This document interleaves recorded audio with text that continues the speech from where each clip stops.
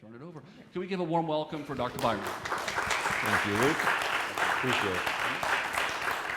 Well, thanks for having us here. Appreciate the time. Thank you for that lovely introduction, Luke. Most of it's true.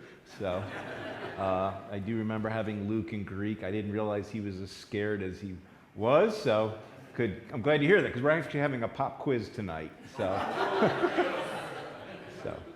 We're pleased to be here. As Luke said, my wife Lori, we've been married 35 years, is in the back. One of the things you heard that we like to do is cycle. So when Luke invited me to come out here, I think we started talking about this back in April, I said, well, that'd be great if we can work out an opportunity to ride the Gap Trail. So we did have a chance to ride it 2 years ago. Our family has stayed in the Laurel Park, I guess it's called, or the lodge there, the Laurel Lodge in the state park. We've rented that, gosh, maybe 8 or 10 times over the years. So the area is somewhat familiar to us. We did get to ride yesterday. We rode from Myersdale down to Frostburg and back. Got to do that. And then today we got up and we said, oh, the rain won't come until 2 o'clock. So we started at Rockwood, went to Myersdale, and when we turned around, we got soaked. So 7 miles of torrential downpour. But it was fine. You know, we'll have a memory, and the good news is our clothes are already washed. So they were that wet. So thanks for coming out on a Saturday night to be here with us. This is just, as Luke said, this is a presentation I put together to try and help people to understand how we got our Bible. And so let me just give you a quick overview of what we're going to do this night. The first thing that we'll do, kind of like doing this in 3 parts, the first thing is going to be many manuscripts, one book, talking about how the Bible that we have between 2 pieces of leather, of course, let's be frank, I actually hardly carry a physical Bible anymore. Sounds pretty bad for a Bible professor, doesn't it? But actually, it's all on my phone these days, and I've got numerous translations. Nonetheless, that book, right, however we may have it today, didn't come to us in the way that we're used to having it. And then the second thing that we're going to start looking at is we're going to focus a little bit on the King James Bible, really as part of a way of talking about English translations, what came before, how the King James translation came about, because it tends to be a very popular translation from what I understand, so even to this day. And then we will finish off the evening talking about modern translation methods, because the Bible is still being translated. There's ongoing projects that are doing this, and so we'll talk a little bit about how that's going on right here in the United States, but we're going to also focus on how it's being done across the world. So with that in mind, then, let's move into our first section here, just talking about many manuscripts, one book. And that's because the Bible that we have between in our 2 covers, it's not the same. It's not the same as it always has been. Nowadays, you can go into Walmart, of all places, and buy a Bible. All right? They probably even have the little sticker on there, you know, price rollback, now cheaper. And you can buy a Bible for $10 or something. And that always just seemed wrong to me. It seems like there should be someplace else that you can get it. I don't know what the closest Walmart is around here, but Somerset. Okay, so not that far. But yeah, so you can, I'm pretty sure you can get there. But that's not the way it always was. The Bible as we have it was not between 2 covers. I mean, the fact of the matter is it started off being on scrolls, and then later on it was on another kind of material that we call papyrus. We'll talk about that. And the Bible, as we know it now, it was not portable. You can take around, you've got 66 books, you put them there and you just take it around however you want it. I think I saw you had a pew Bible here, there you go. You can carry 66 books around. I've got a lovely little Bible this big. I can't read it anymore, the print's too small for me, but I still have it. But in antiquity, if you had a scroll, like for instance, if you had the book of Isaiah on a scroll, that's about 30 feet long. So you couldn't carry around 66 of those, all right, like we do today. And the Bible, as we know it now, was not always complete.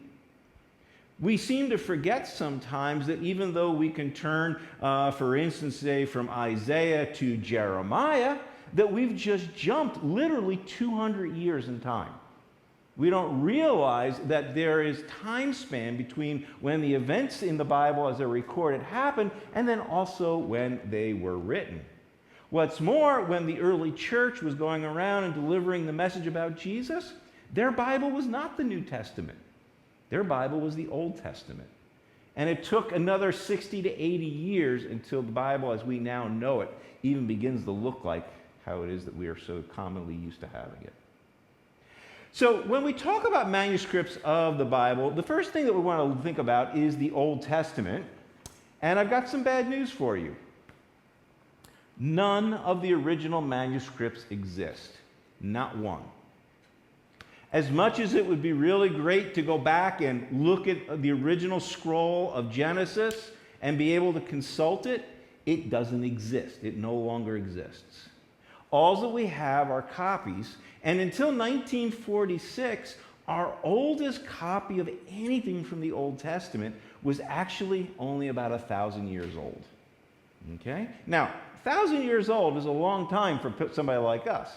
But just to put that in a little bit of context, I went to school to work on my doctorate at the University of Durham in England, and right next to where I worked every day was a cathedral that was completed in the year 980, over 1,000 years ago. And it has been a place of continuous worship ever since. And when you walk into a place like that, when you look at other places like the Roman Colosseum, you realize then that we've got buildings that have existed for that time that are older than our oldest copies of the Old Testament. And so until 1946, our oldest copies only went back about 1,000 years. In 1946, however, we discovered the Dead Sea Scrolls. Advance, please. The Dead Sea Scrolls, anybody you know the story? All right, that's fine. So the story is that a young shepherd boy, a goat herder, was in the area around the Dead Sea, in the area about where Jericho is, and that him and his cousin, they're about 13 years old at the time, were looking for a lost goat, and so they threw a rock into a cave thinking that they would scare the goat out of there. It was there, and what they heard instead was something break. And they immediately turned around and ran away because they thought they had just released a genie. Okay? Bedouins are actually very superstitious, particularly when it comes to what they refer to as jinn. Not to be confused with the gin and tonic, okay? But they call it a jinn or genie. And so they ran away. But in reality, though, is during the middle of the night, one of the two boys became a little suspicious, and they ended up going back up to the cave because they thought, well, maybe there's not a genie in there. Maybe there's something of value. And they ended up discovering a broken jar, and in it, the Isaiah scroll. And the Isaiah scroll dates from 250 years before the time of Jesus. What's more, as they began looking through the caves that were around that part of the area of the Dead Sea, there's 11 caves in all, they found a copy or a fragment of a copy of every book of the Old Testament with the exception of Esther. Okay? And there may be numerous reasons why Esther was not there. We could talk about that. But literally in one day, by the discovery of the Dead Sea Scrolls, our evidence for the Old Testament was pushed back 1,200 years, even beyond past the time of Jesus. And as they compared that to what was done by an ancient group of people called the Masoretes, who had been working on our scrolls that were only 1,000 years old, they've discovered they are remarkably similar. And then in some areas, they helped us even to improve our copies of that. And so even to this day, your Bibles are still based on that what we call the Masoretic text, but the Dead Sea Scrolls still help us to be able to give you the Bible in the Old Testament that you have. Now, when we talk about the New Testament, unfortunately, the news is also not any better. We have no original copies of the New Testament. As cool as it would be to go and read the original book that Mark wrote, on the actual papyrus he wrote it, it just doesn't exist anymore. What we do have, however, is what I would refer to as an embarrassment of riches. We've got over 3,000 different Greek manuscripts for the New Testament in part or whole, because some of them are smaller and have been damaged. All right? And then in addition to that, we've got something else called lectionary texts. My wife and I attend a church where it's the habit of us every Sunday. We read a lesson from the Old Testament, we read a psalm, we read an epistle, we read the gospel. This is called the lectionary, and there's a set of readings, and you go through the entire Bible, or most of it, every 3 years doing it. This has been the tradition of the church literally for thousands of years. And because of that, we actually have copies of old lectionaries, and we know that they were looking at text. And so in order to give you the New Testament that you take for granted, we have to look like detectives and put them all together to again give you the Bible that you go to Walmart and pay $10 for. Now, when we start looking at our fragments of the thing, we can take a look at this one. This is called John Rylands. This is P52. The P means papyrus. That's the material that it is written on.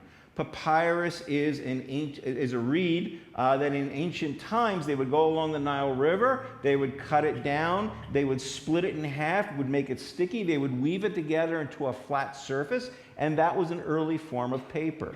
Okay, although the Chinese had invented paper even a few hundred years before this, it's not being commonly used, and it's very difficult to produce. So people were using papyrus. They also used animal skin. That's even a little bit more expensive as well. On the screen is Papyrus 52. 52 simply means it is the 52nd piece of papyrus that we found for the New Testament. And what is interesting about it is, how big do you think this is? That's right, Tom. It's about that big. You could cover it with a tea bag. Afterwards, if you would like to, you may come up. I have a fragment here, a replica of that fragment. It's about 10 times bigger than the original. Now, the interesting thing about this is that if you turn it over, you have writing on the other side. And this was the thing about papyrus that made it so innovative. You see, when you used a scroll, most scrolls were made out of animal skin. And so you would write only on one side, because otherwise when you roll the scroll, all the writing on the other side would come off. But with papyrus, the way they wove it together, they ended up then having basically what we would call like leaves in a book. And you could write on one side and on the other. And then they would stitch it together into what we call in Latin a codex, or it's really just called a book. And so the book has looked virtually the same for 2,000 years until the invention of Kindle. Okay? And now it looks a little different. Okay? Here's the thing is, when you're looking at this one, this is our oldest fragment of anything from the New Testament. It is from the Gospel of John, as you can see there on the front and the back. This is from John 18. And it dates from about 150 AD. This is as close as we think we can get back to. At this point, nobody has found anything else that is older than that. Luke's looking it up. It's Pilate's conversation with Jesus. So let's take a look at another fragment here. This is P45. This is Paul's letter to the Corinthians, the second letter to the Corinthians. This one is part of what is called the Chester Beatty collection. It's kept in Dublin, Ireland. Okay? But when you look at this, notice the damage to it. What do you think's going on there? Why do you think this has been damaged this way? Water. Sorry? Water. No, I mean, water could damage it, yeah, but that's not specific. Huh? Holding it, yeah, a little bit more. Well, bugs, yes. Turning. Just turning it back and forth, right? Because as it's being turned, papyrus is not as supple and soft as paper is. It's a little stiffer. And so eventually, while you are reading it and you're turning the page at the same place, anybody ever dog-ear a book by accident? I hope you've done it by accident. You should never dog-ear books. Does anybody here dog-ear books on purpose? All right, you're never to borrow any of my books, okay? You of all people, didn't I teach you better? And so this is why, folks, we don't have any of the original copies anymore. Is because in the early days, the average person didn't read. Okay, only very few people were able to read. And so if you wanted to hear these stories from the New Testament or hear anything from the Bible, you would go to church to hear it be read. And the person would be reading and they turned over, oh, a piece broke off. What do? Well, you copy it, you make a new one, and then the old one was usually disposed of. Okay? They weren't thinking about people in Berlin, Pennsylvania 2,000 years ago. Wouldn't it be great if we saved this for them so they could have it? It would have been great if they thought that way, but they did not. And so as a result, that's why we don't have any of the original copies. This is organic material. It dissolves over time naturally, either naturally from the elements or just from use. And so we don't have it. Now, the next one we're going to look at is a little bit bigger. This is both Romans here. This is Romans 11 and Colossians 1. The reason for the spread of difference is because when you sew a book together, anybody that's taken a book apart, you realize they put the leaves in and then sew it together, and then you write on it. And so that's why it looks this way. You notice on the outside edges, we've got everything broken off like we're already used to. But what else do you notice? All right, somebody said something earlier here that was also causing damage. Using it, we said water. I think Amanda said it. Bugs. Right, bugs. This is it's plant-based material, right? You go to church on Sunday, you open the Bible, you're ready to feast on the Word of God, and you realize that there was a caterpillar in there doing it before you did. And so suddenly you will end up, as we find sometimes in manuscripts, there's a hole in the middle that some creature has eaten. And so all of these manuscripts that look like this, and these are actually fairly good condition ones, all of these are actually what have to be used to put together to give you the New Testament that we take for granted. Incidentally, the one that I showed you just beforehand, that one, particular one, is kept in Dublin, Ireland. But there are actually a number of Paul's letters from this about 200 AD, our oldest copies, are actually kept at the University of Michigan in Ann Arbor.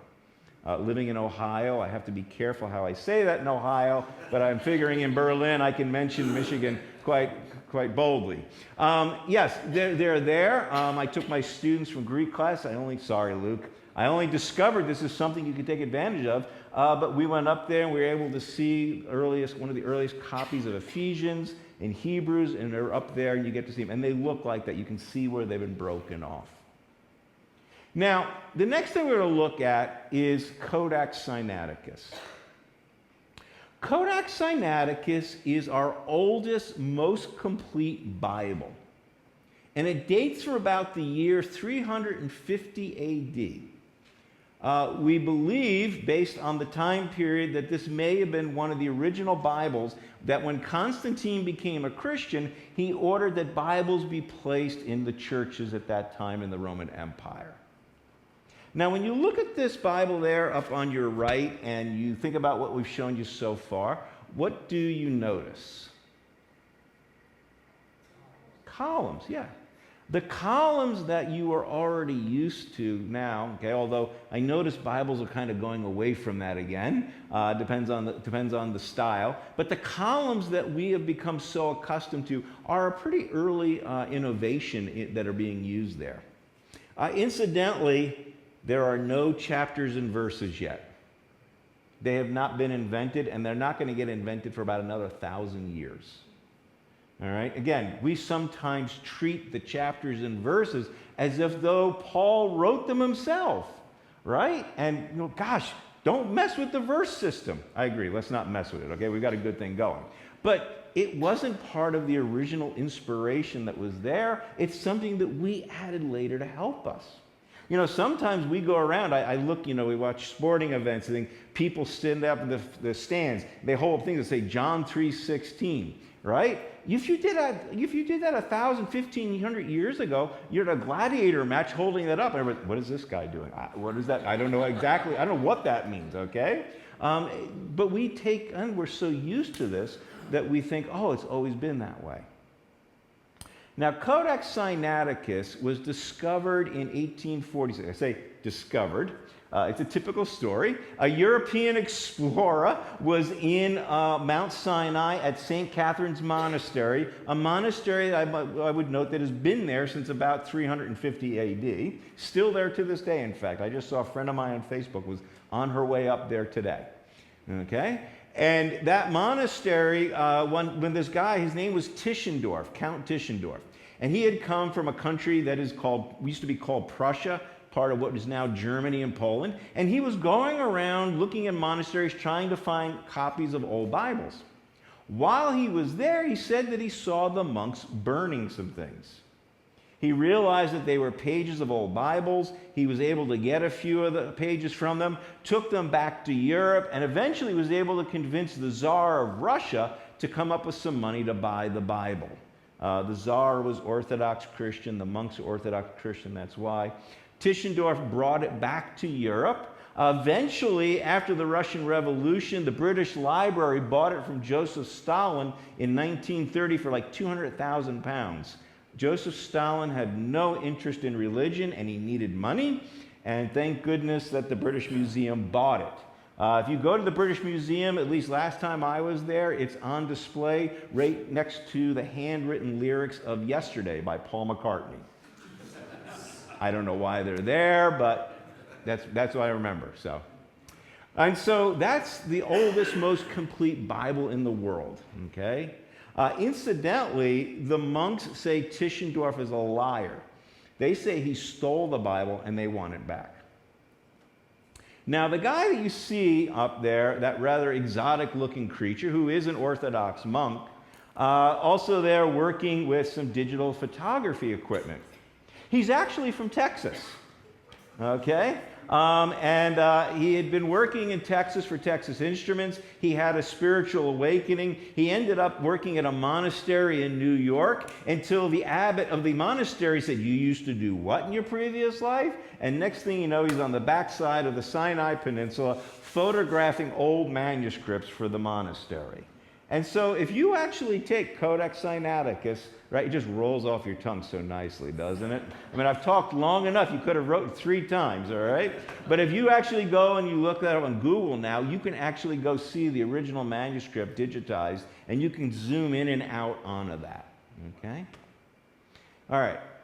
Now, we have a couple of challenges, though, when we begin looking at these manuscripts, including Codex Sinaiticus. Oh, by the way, afterwards, if you want to come up, I have a facsimile of Codex Sinaiticus up here.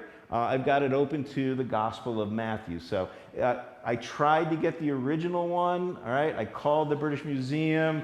They said, "Not even for you, Byron." I said, "This is for Luke Dowdy." They said, "Definitely not for him." So, all right, so you get the facsimile, okay? Also, I have a Hebrew scroll here. It's not real ancient, but it is the book of Esther, but you get an idea what that looks like as well. The problem that we have with these manuscripts is that there is often no spacing between the words and the sentences, and there's no punctuation. And so this is something that we call scripto continua. It is just a bunch of words just jammed together, sort of like when my mother-in-law uses the text messaging because she speaks and it just goes, right? It's a stream of consciousness, and then we all have to sit around and figure out what it is, okay? That's what sometimes our manuscripts look like, and that can be a challenge sometimes when you're trying to translate. Where do you split the words? And so to have some fun tonight, we're going to all take the role of Bible translators here and take it. So I'm going to put a word up there, a phrase rather, and let's see what we find. So let's put the first one up. What does this say? Okay, wait a minute. God is what?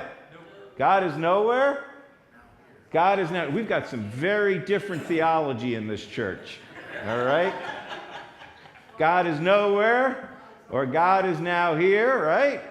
All right? Or if we want to be really silly, we could just simply say, "God, I snow here." All right? Now, we do this in English, but now let's just take a look at an example from the New Testament that actually happens in Greek. Now, you do not need to know Greek tonight, so don't worry, although there's 2 people in this room who should, or at least it should look vaguely familiar to you, okay? So in 1 Thessalonians chapter 2, verse 7, we have this. Alla geneste emenoi, boy. That's actually 3 words together there. Now, you don't need to know Greek, but I will tell you the letter that is in red is the equivalent to our English N. It's the new, looks like a V to U. The problem is this, folks. Some of our manuscripts, there is 1 new, and then others, there is 2 news. And depending upon which reading you choose, ends up on a very different translation. So in the first one then, when you have it, if you're going to have just the 1 new, then the translation that we're going to have there is, we became gentle. But if you actually choose a manuscript that actually has 2 news, right, then the translation is, we became children. Now, this is in chapter 2, verse 7 of 1 Thessalonians, Paul's letter. Here's the interesting thing. If we look at how this shows up in modern English translations today, okay, what we then discover is this. The NIV 2011 says, little children. We became little children. But when you look at like the NAS or the NRSV or the Common English Bible, all of them will say, we became gentle. However, in 1984, okay, the NIV originally had gentle, but they then changed it to children. Somebody changed their mind in the translation. And so if you've got an older Bible and a newer Bible, you will see the difference. Here's the thing about this. We don't really know 100% for sure exactly what Paul would have said. All right? Because depending upon his metaphors, right, that he's using there, one hand, Paul talks about how, oh, I feel like I was a father to you, right? That I was like a nurse, right? That I was orphaned from you. And then he talks about how we treated you. It could be either gentle or it could be either children. Either one works. And so it just depends on which one you choose. Now, as we continue looking at our manuscripts, and introducing, there's something else that we run into. Sometimes, actually often, there are discrepancies between these manuscripts. Often it's because spellings change over time. Perhaps a scribe will make a mistake. It's not unusual. Look, scribes were often being paid by the line. They're working in darkly lit places, and they would have their finger here and they're writing here, and Jesus said, and as they're writing, their finger slips down. And unfortunately, they may have jumped 2 verses to another line that says, and Jesus said, and they just keep writing. They're not interested in quality, they're interested in making money. And then what you realize is they dropped out maybe 1 or 2 verses. And so then we have to compare that manuscript with another one to figure out.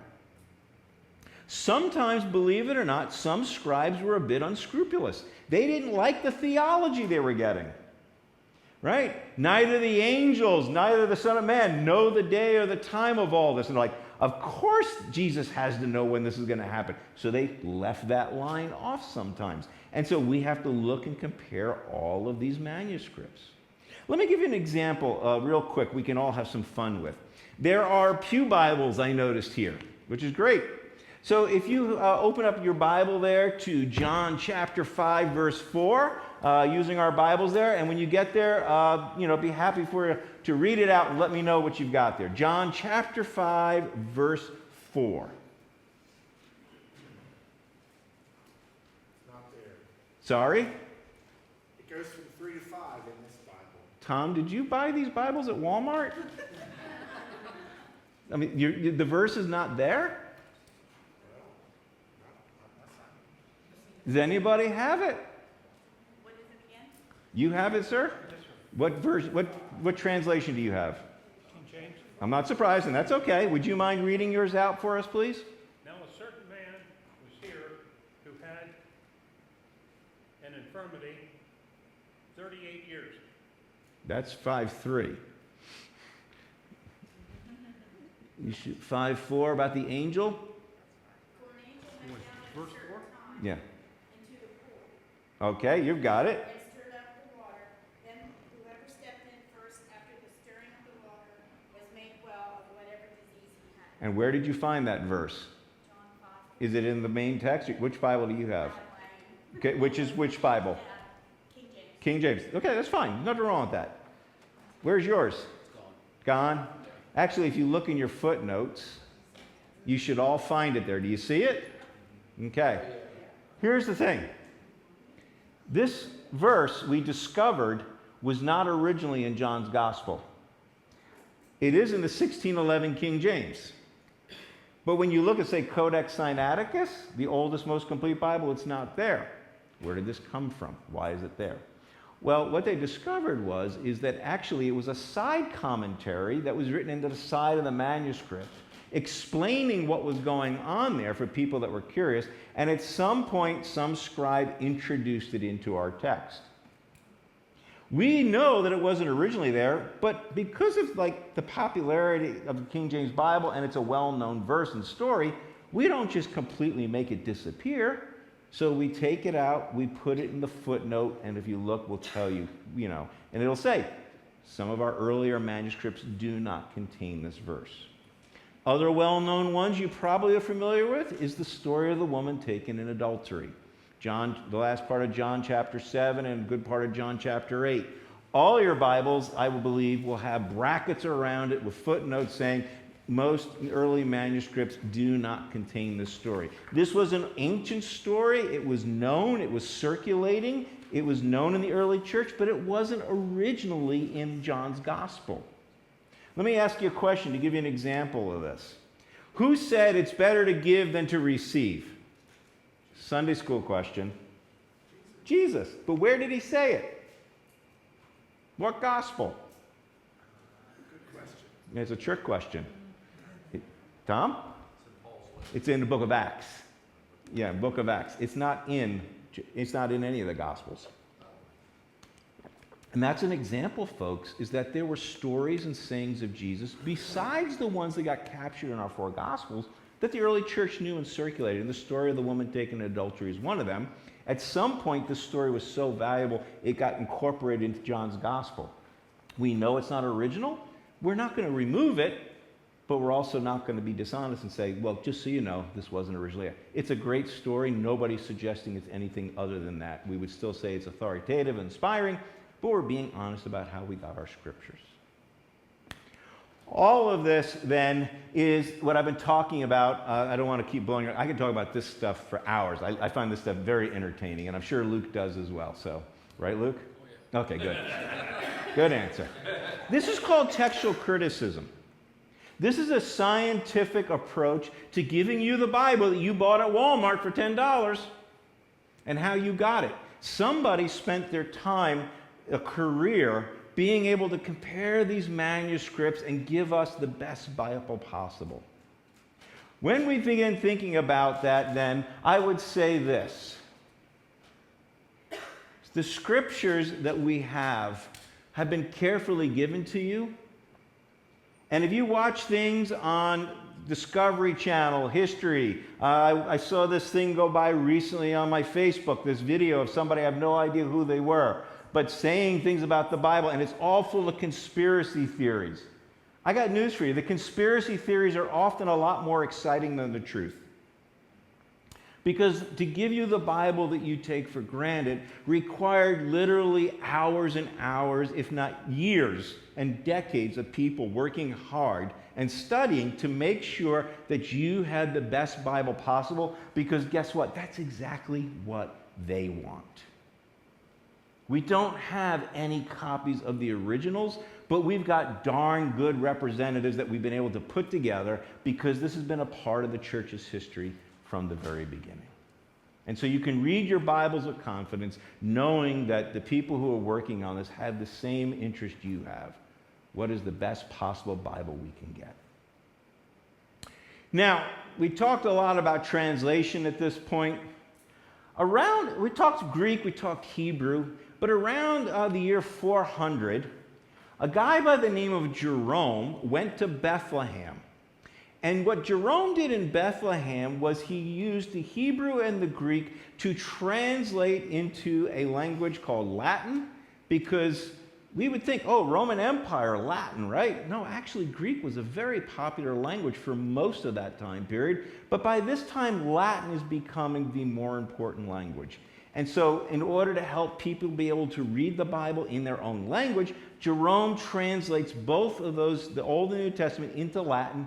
And for the next 1,000 years, this becomes the Bible of the Western Church. For Europe and across North Africa, the Eastern Church, for obvious reasons, continues to use Greek, since that is their native language.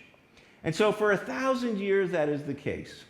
But then when we get to the time period of the Renaissance and the Reformation, people begin saying, wait a minute, if we know the Bible was written in Hebrew and Greek originally, why are we studying Latin?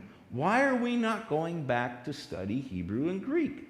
And so you don't need to know these people tonight. Their names will not be on the quiz, but you did tell them there's a quiz, right? Your son's looking at you like, Dad, what are you doing? Don't worry, you can do it with your phone, all right? You won't have to pick up a pencil. I don't want you to hurt yourself, all right? Sharp implements. But when you have these two guys, Erasmus and Beza, they begin putting the Bible for the first time, making it a Greek New Testament. Nobody was doing that up to that point. They were all using Latin. But more important than these two guys that actually helped to propel Bible translation into the future was this guy. Who is this? Gutenberg. Excellent. And Gutenberg did what? He did not invent the printing press. Another trick question. It's okay. He invented movable type. Yes, printing presses actually were of a limited fashion around there. But nonetheless, Gutenberg gets her credits. By the way, Gutenberg was only in business for 2 years. He was a wonderful inventor. He was a lousy businessman, and he ended up going bankrupt. Nonetheless, in the short time he was in business, he actually got to the point where he could print Bibles now at the lightning speed of 40 a year.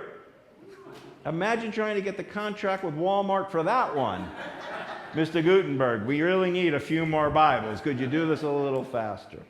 And so with this in mind, this really does set the stage for modern Bible translations that are with us even to this day. So let's take a little bit of time and go on and talk about translation. Because people say to me sometimes, why do we keep translating the Bible?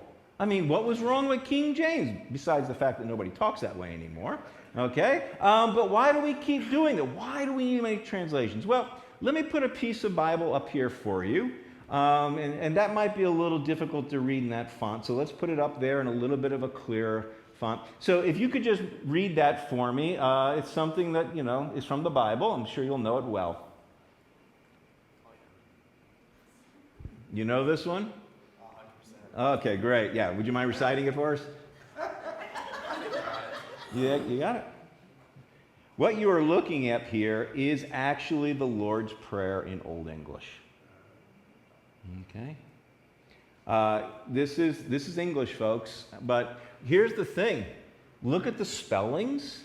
Look at the way that the words are Vader, our, be, ert, ungefunum, se, bin, nama, gehoget.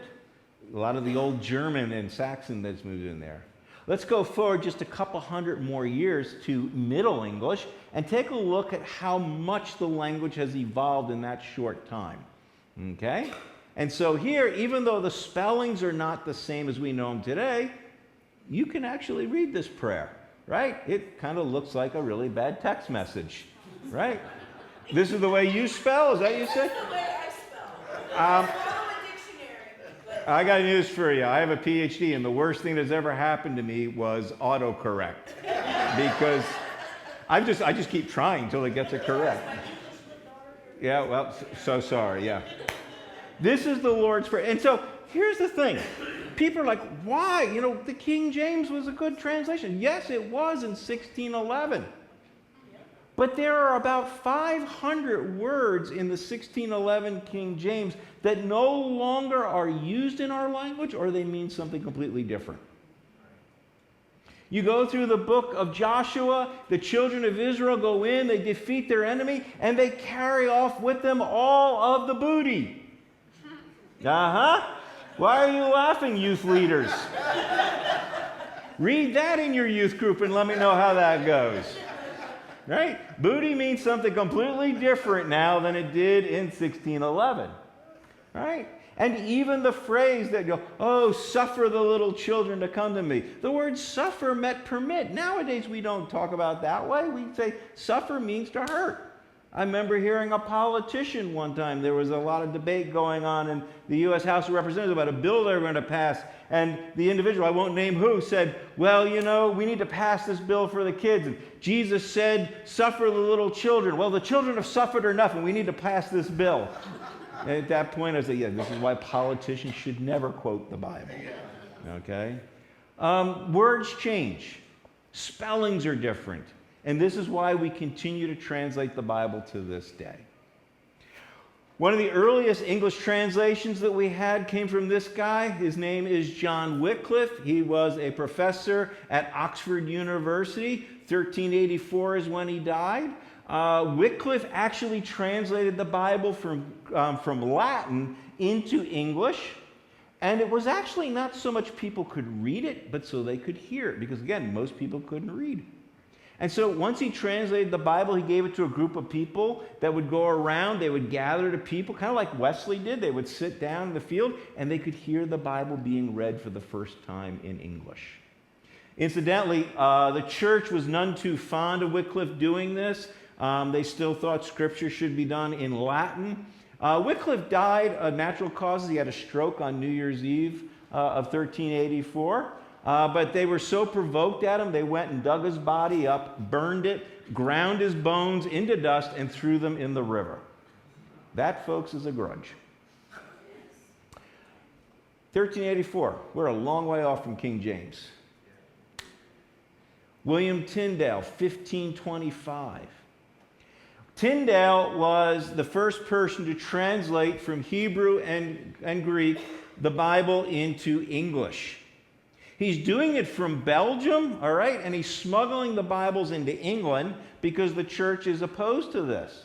When the church finds out that he's been doing this, they go around and they buy up all the copies they can get their hands on of his translation, and they burn them.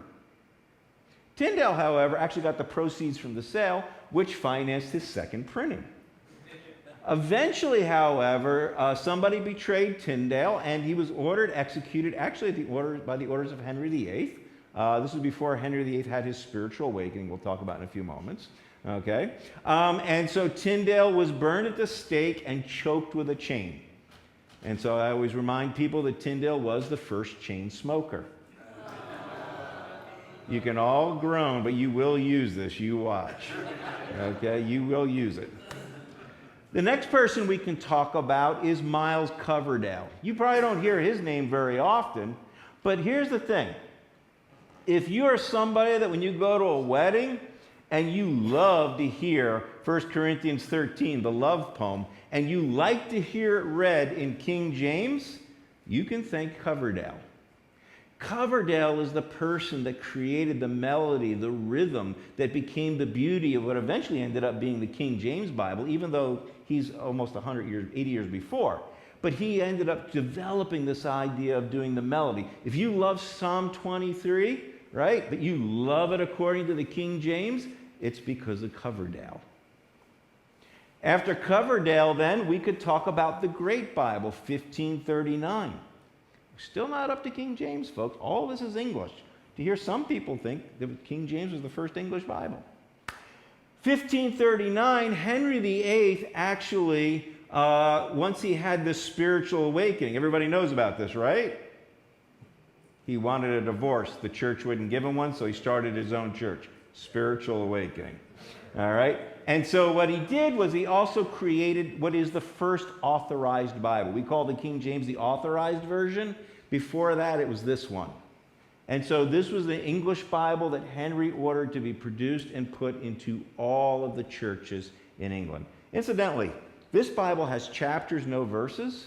The paragraphs, however, are listed as A, B, C, D, A, B, depending upon what chapter you're in. So this is 1539, we're still moving towards this. After the Great Bible, right, we can then start talking about some other innovations in English Bibles. There is the Geneva Bible, which came out in 1560. The Geneva Bible there on your your right, is a Bible of many firsts. First English Bible with chapters and verses. This Bible, the Geneva Bible, is being produced where? Geneva, Switzerland. Yes, if it was in Ohio, I would joke and say Geneva on the lake. It's up under Lake Erie, but no. All right, yeah, so it's being produced there by a group of people called the Puritans, or as we know, the Pilgrims. Even to this day, if you go to the Plymouth Colony in Massachusetts that they set up to remind you of the Mayflower and all that, if you go into one of the huts and pick the Bible up off the shelf, it's a Geneva Bible. Also, Geneva Bible, it is the first Bible with two different kinds of fonts.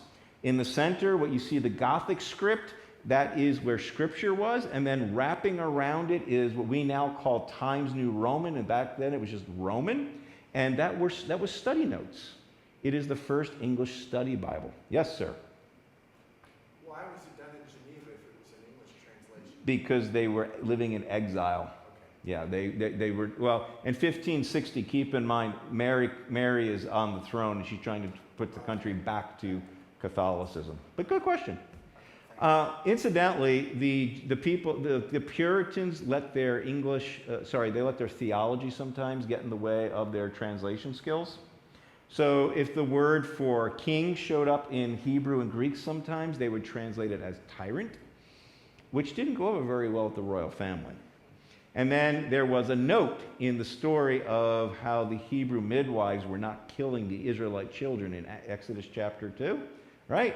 And so in the study notes, the Puritans put, sometimes it's okay to disobey the king, to which the King of England said, baloney, you never disobey the king. And that's actually why we got the Bible on your left there, the Bishop's Bible. The Geneva Bible was so popular as an English translation, but so hated by the people that were in power, they decided to create their own Bible. And it's called the Bishop's Bible because it was translated by, any guesses? Bishops, right. And anytime you get a bunch of eggheads like me who are working in isolation, then you produce something that can't actually be read and comprehended. It was horrible. They couldn't make heads or tails of it. And so the Geneva continued to be popular. All of this then is eventually which leads to, believe it or not, we're still getting there, the King James. In 1604, James VI of Scotland moves down to England to become James I because his Aunt Elizabeth, the so-called Virgin Queen, left without any heirs. And so her nephew ended up taking the throne. And when he comes to the throne, there's a lot of lobbying going on, just as would happen today when anybody comes into new office. And so when James comes there, you've got the Puritans, the Scots Presbyterians, the Anglicans, even the Roman Catholics. Everybody wants a piece of James. And so as a result, a guy by the name of John Reynolds says, look, why don't we come up with a new Bible that we can all then put together, and we will come together, and this can be the new Bible that we'll do. And James thought it was great because he says the Geneva Bible, he said, is the worst of all translations. And so as a result after that, John Reynolds said, let's do this. And James said, great, do it. Incidentally, folks, that's the extent of James's involvement. He gave the approval. He was not praying over the Bible. He wasn't involved with the translation. He just got his name on it because he was king at the time. Now, the translation process began in 1607. About 50 men come in. We don't really even know who many of them are anymore. Some quotes that we could say is it is the greatest suppression of all time of ego. You got one of the most well-known popular versions in the world. Nobody knows who actually worked on it, right?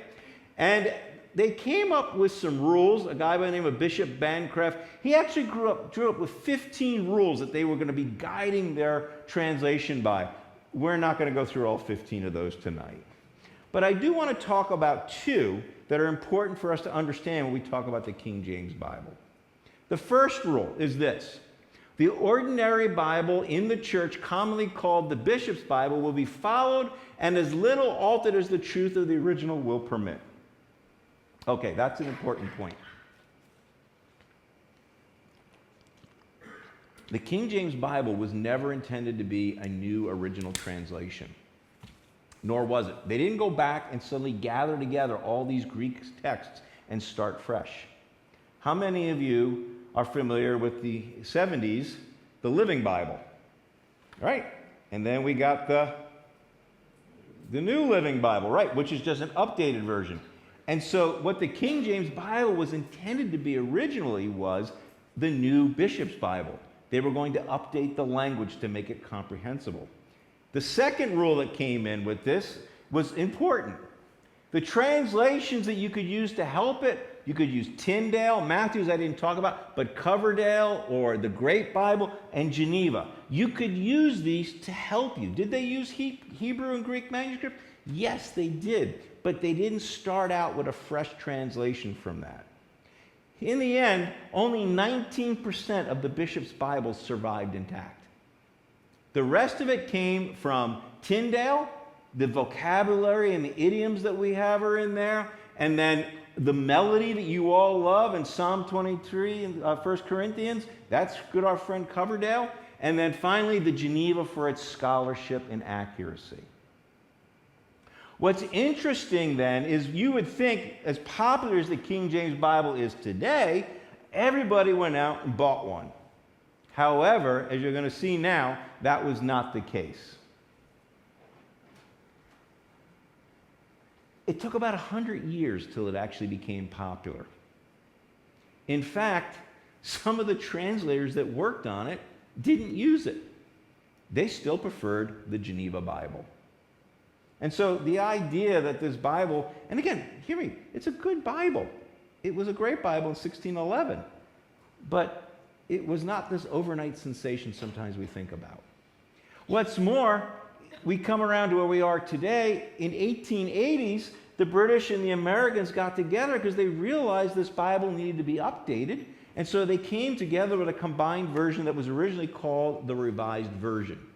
But then eventually, because British and American English can be so different at times, we ended up going in different directions. And so the American Standard came out in 1901. That became the New American Standard in 1962. The New Revised Standard is what came along in 1989. Actually, that one originally came out in 1950. And then in the last couple of years, we had the New Revised Standard version updated. I don't know why. They just keep doing this. They keep stringing them out. All of those Bibles have a genetic connection back to the 1611 King James. And there's been a lot to do. NIV and others, all good Bible translators, they're in another different world. We could talk about that maybe in a question time. Now, as we begin moving now to the last part of our evening, I want to talk about translation of the 21st century. Because we talked about how we got the King James, but the Bible is still being translated today. So on the screen, I'll introduce to you my colleague from Asheville Theological Seminary. This is Dr. David Baker, who Tom had as a professor. Luke had as professor. So did Noah. Yes, the one with the boat. Yeah, because Dr. Baker has been there that long. He is retiring this year. Dr. Baker actually worked on the New Living Bible, right? On the book that he said is the first one everybody should turn to when they read the Bible. He translated Leviticus. Yeah. All right, maybe not, but that's what he likes Leviticus. God bless him. So, another Bible translation that is related to Asheville Theological Seminary is the Common English Bible. My colleague, Dr. David De Silva, professor of New Testament, David worked on the book of Revelation. Dr. Dan Hawk, also professor of Old Testament, Dan translated the book of Ruth. And then yours truly, I worked on the book of Judith. Anybody know where Judith is? In the Apocrypha. Because I think people should read the Apocrypha. That's the only reason why I agreed. We could talk about that later. Okay? But Another person I want to introduce you tonight is not a Ashland Theological Seminary professor. He's somebody far more important than that, Mark Hepner here. And Mark Hepner is a 2005 graduate of the seminary. And Mark and his wife are Wycliffe Bible translators. And Mark and Carol spent 40 years of their lives in Papua New Guinea translating a Bible in the language known as Bargum, in Bargum land there, which is one of, it's got about 5,000 people speaking this in 20 villages. Okay, and they dedicated a life to this. And again, as you can see, this is one of as many as 850 different language groups. Now, to go about this process, what Mark and Carol had to first do when they went there is they had to go and learn how to speak a language which incidentally had never been put down in writing. So they had to go there, learn to speak the language.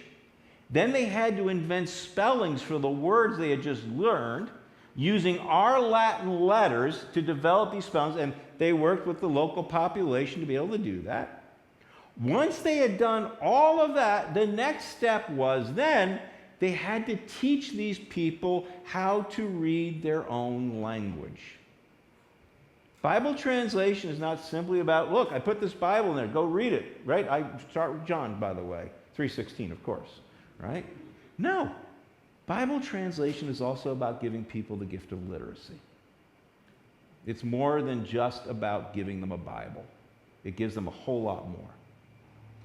Now, Mark ran into some some challenges when he was doing his translation, because anytime you're translating, there are difficulties with language and culture when they become coming into contact with each other. So with that in mind, let me give you an example of something that Mark had to do.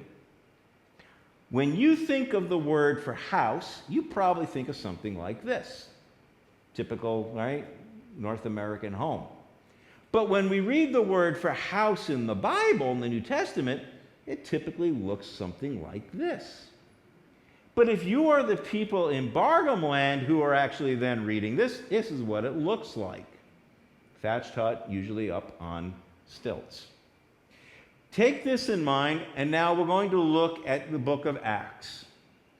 Because in Acts chapter 10, verse 9, we have this there. It says, Peter went up on the housetop about the 6th hour to pray. Well, there's a couple of problems with translating this into their language. First of all, they actually don't have anything for the equivalent of the word hour. Obviously, nobody had ever sold these people a wristwatch, which is probably a good thing. Okay? They also had no numbers at this time above 5. I mean, why would you? 1, 2, 3, I've got what I need. Who needs more? And so Mark has to deal with that. The next thing that Mark has to deal with is that how in the world do you talk about going up on the house to pray? Nobody goes on the roof of their house, you silly man. You'll fall through, right? It's a thatched roof. And then the other thing that was a big challenge too is they did not have an equivalent for the word to pray. The idea of speaking to God the way that we talk about the word prayer was not equal in their language. Even here in our country, even if somebody is an atheist, they at least understand the concept of prayer, even basic, but this is a challenge for them. In the end, what Mark had to do then was he had to come up with this. When the sun was big, about 12 kilok, so he had to teach them new numbers, Peter went up on the roof of the house to the place for sitting, intending to speak with God. He actually had to expand the verse so that they could understand that to go on the roof, there was some place you could sit, which would introduce them to a new concept, but at least he could help them understand it. And instead of saying praying, he had to talk how they wanted to speak with God. Mark and Carol worked, as I said, for many years. They actually worked initially for 30 years. In fact, I don't know if you ever met him, but he was a student in 2005, so you were there doing Greek with me, I think. Yeah, he wouldn't have taken Greek. He was far, yeah. He probably could have taught me some things. Yeah. They ended up going back, incidentally, while they were working on this, it started to look like the young people were actually no longer going to be using the native language, and they thought they had spent 30 years of their lives for nothing. But that ended up not being the case. At the end of that time, Mark and Carol then were able to produce a New Testament and Psalms that they were able to give to these people in their own language. The gentleman that is there with them, he worked with Mark throughout this time. Mark and Carol are now retired. They still live in Bucyrus, Ohio, but Mark goes back once or twice a year because now he's working with them, even in retirement. Now we do things over Zoom and everything, but he's helping them to come up with commentaries and study aids with all of that. So that's our presentation tonight. Thanks for listening, and we can take some questions. So, thank you. Yes, sir. You mentioned the Apocrypha.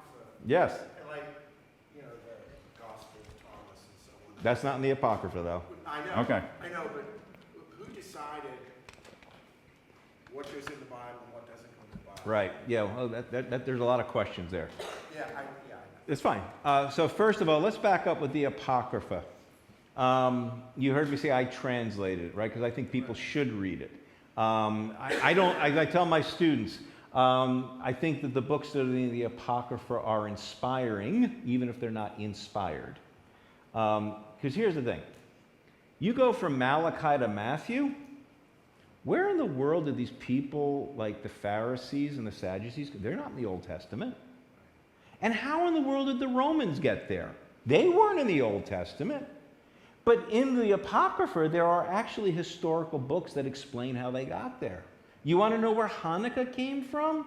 You can only find that out by reading some of the apocryphal books. And in fact, Paul, when he's doing some of the things he does in Romans chapter 1, he's not quoting the wisdom of Solomon, but he certainly is alluding to things that are there. These were common ideas. Luther, for instance, said that even though he had broke from the church, he said these books he recommended them for reading. The oldest, most complete Bible in the world, Codex Sinaiticus, has the Apocrypha in it. The 1611 King James Bible has the Apocrypha in it. Tom, your Sour Bible has the Apocrypha Bible in it. They began being removed from the Bibles. It's about the beginning of the 19th century, during the Great Missions Movement. There was a debate between the Catholics and the Protestants over what is the level of authority, and obviously that's a debate that's gone on for a while. Now the legend has it, I don't know if it's true or not, but it's a darn good story. By removing the Apocrypha, you could fit more Bibles in a barrel to ship overseas than you could if you had the Apocrypha in it. And so eventually, that's why it stopped being there. Yeah.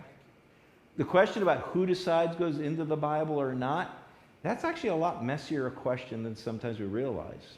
If you watch Da Vinci Code and things like that, they'll tell you that this was all voted on at the Council of Nicaea. Folks, that never happened. Even more disappointing for you is there was never actually a vote. Never. Right? The Bible that we have today actually came to us over time based on what was being used and considered to be authoritative from the early days of the church. It was used in worship. Sometimes other books like the Gospel of Thomas can be found circulating, but it's interesting. They may be there, maybe 50, 100 years, but eventually the church is like, nope. It's amazing the resilience that the canon has had. The only vote that's ever happened on anything for Christian canon was at the Council of Trent in 1545, when the Catholic Church voted on, these are the Old Testament books, not the New. So, the Old. That may be a lot more than you wanted, but there you go. Appreciate So, others? Yes? I was always taught that, growing up, that you were never supposed to add or detract. Did Jesus actually say this? That with all these different translations, that there wouldn't be any additions or deletions? Well, that verse that you're right. I mean, that's it. But that verse that you're referring to is actually from the book of Revelation and would probably be best understood as applying when it was said just to the book of Revelation, warning whoever did that. As far as anybody adding or detracting, the question is, would we come in today and say, like he mentioned the Gospel of Thomas, if we now wanted to add that in, or let's just say we wanted to add in, no offense to Rick Warren, but he's been a very popular author over the last 2 decades. Maybe we want to now begin adding Rick Warren's book, The Purpose-Driven Life, to that. That would be something that we would all want to reject. But the kinds of things that I'm talking about are verses that were known. And keep in mind, these stories and everything, they were first circulated orally. And so they didn't always translate the same way. And yet, nonetheless, we work hard to get as close as we can. Even from the very beginning, Jesus spoke Aramaic. We have 2 quotes of Aramaic from Jesus in the Gospel of Mark. But we have no Gospels in Aramaic. It was translated immediately into Greek because that was the language that was most accessible. So, others? You mentioned we get to NIV. Yes. I said we would get there? I think I said we could do that, but yeah. So the NIV was originally produced in the 1970s. It came up, early 1980s is when it actually came out.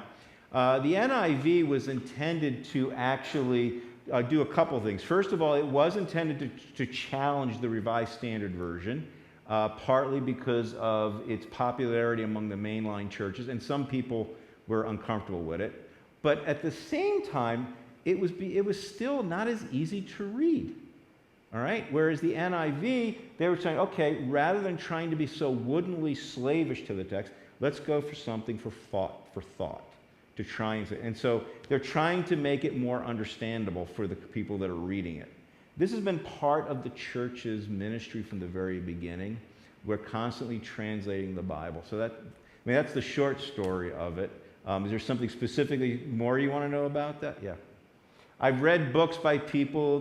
There was a book, probably 20 years ago, The New Age Verses. And I can tell you, I know some of the people that work on the NIV, and they are farthest from that. They're good salt-of-the-earth Christian believers and scholars. And they got the same thing in mind that you do. What's the best Bible, We can talk about the Message with Eugene Peterson. I mean, there's a lot of times when you read when you find out what these people are doing, they're trying to make the Bible accessible. Because let's be honest, it's okay. The Bible can be hard to understand. It was written over 2,000 years ago, and we're translating into a language. And so all of this is an attempt to make it understandable and accessible for us today. Let me just put another slide up real quick. It's a long way off, but if you're ever in Ashland, we do have the Doug and Jean Sherman Manuscript Museum. You'd be welcome to come, and you get free tours. We've got everything of a fragment of the Dead Sea Scrolls, fragment of the book of Exodus in Greek from 400 AD, as well as all kinds of things. Love to do that. And then the other thing, too, I'll finish off with this. If you enjoyed tonight, please visit my website. If you're not from this church, I'd be happy to come back and do another bike ride in the area and squeeze in speaking at your church. But also tonight's presentation, there is a version of it on there. You'll find if you look under my video section, it's on part of my YouTube channel. So if you want to watch it again, you're more than welcome to do it. I think that's actually how you found this, right? So, all right. Well, again, you're welcome to come up and look at anything up here. Let me just say a couple things again.